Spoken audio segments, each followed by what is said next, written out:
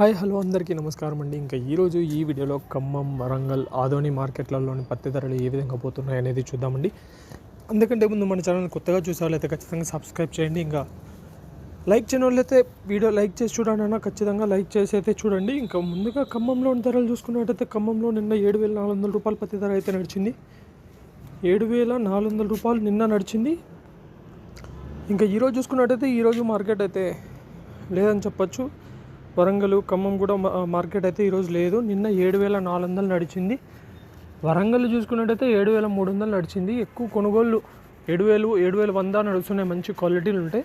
ఈరోజు అలాగే రేపు బాక్సింగ్ డే సందర్భంగా, అలాగే శనివారం, ఆదివారం వారాంతపు సెలవుల కారణంగా వరుసగా 4 రోజులు మార్కెట్కి అయితే సెలవులు వచ్చాయి. రైతులు గమనించగలరు. ఈ 4 రోజులు అయితే మార్కెట్ అయితే నడవదు. సో తిరిగి సోమవారం అయితే ప్రారంభమవుతుంది. ఖమ్మము, వరంగల్ కూడా ఈ 4 రోజులు సెలవులు అయితే ప్రకటించారు.